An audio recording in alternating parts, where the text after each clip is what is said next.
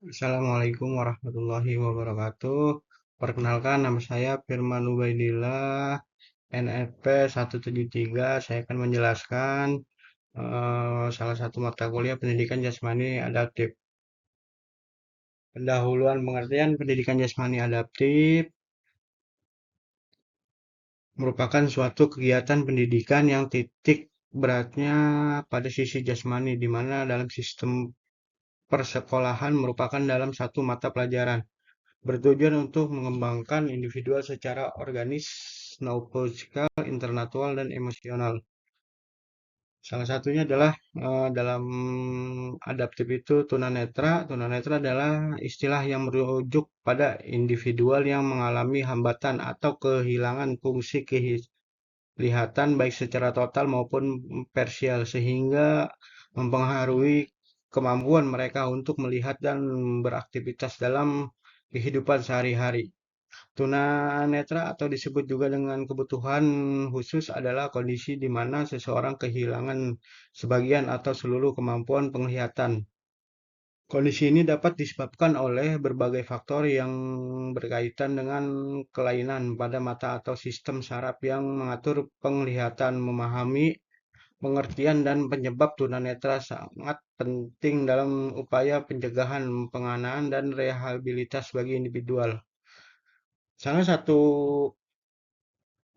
lapangan panjang visual field sehingga kualifikasinya sebagai berikut.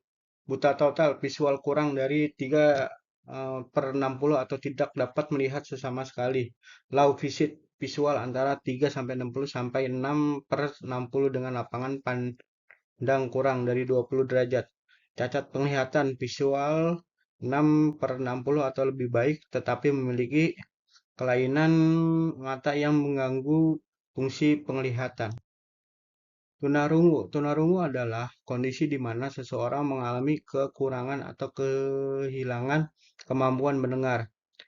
Atau yang kita sering dengar adalah pendengaran telinga, baik sebagian maupun keseluruhan.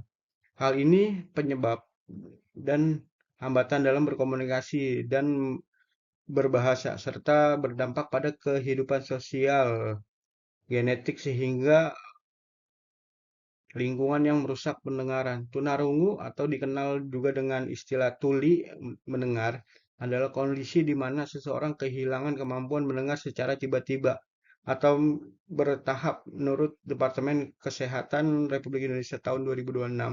Tunarungu dapat dibagi menjadi dua jenis, yaitu tunarungu sementara dan tunarungu permanen. Tunarungu sementara biasanya terjadi akibat paparan suara yang keras atau infeksi telinga.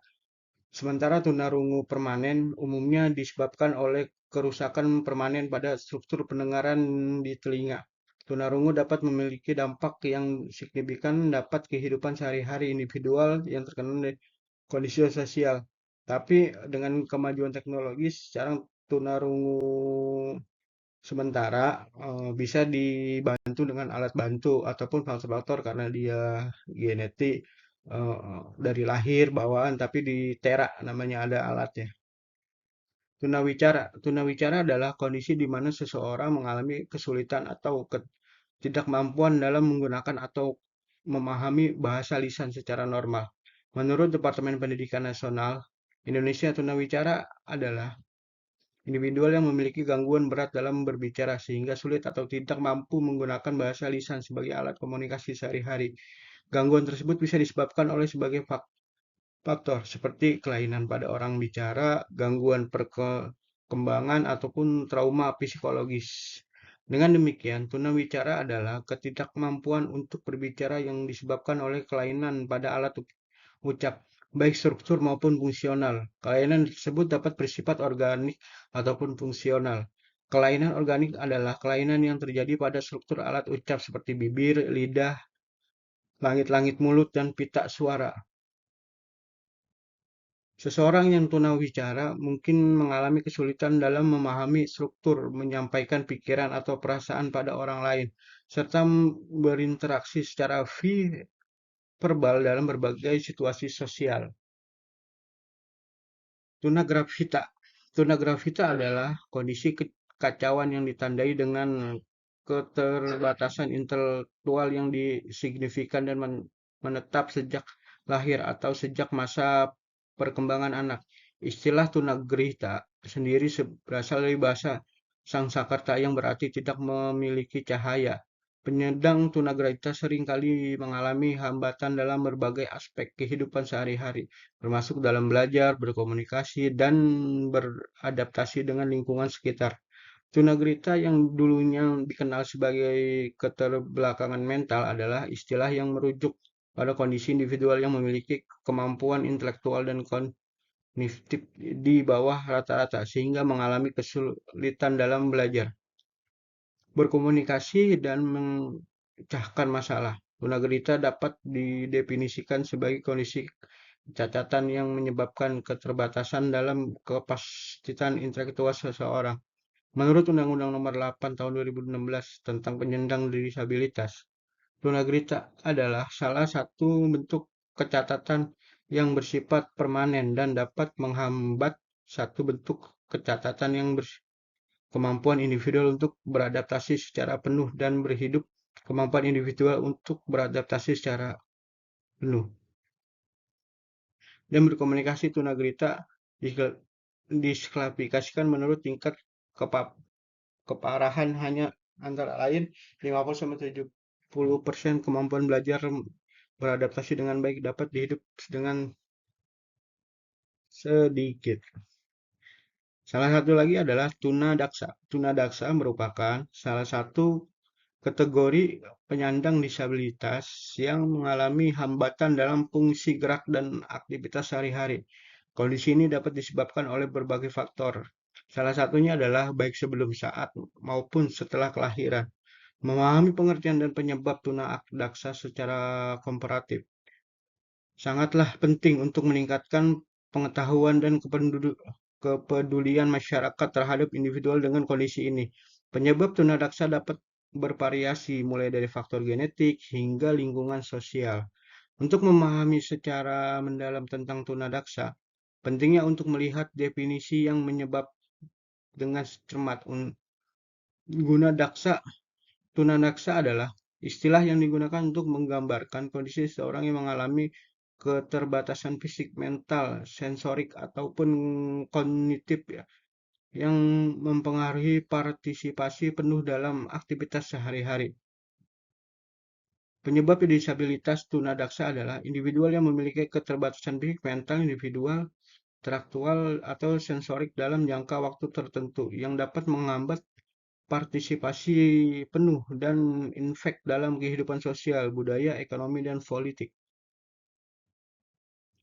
Menurut para ahli, salah satunya adalah Dr. Insinyur Ali Imran, seorang ahli rehabilitas di Indonesia. Tunadaksa tidak hanya mencakup keterbatasan fisik seperti kehilangan anggota tubuh, tetapi juga mencakup keterbatasan mental dan sensorik yang dapat mempengaruhi kemampuan seseorang dalam berinteraksi.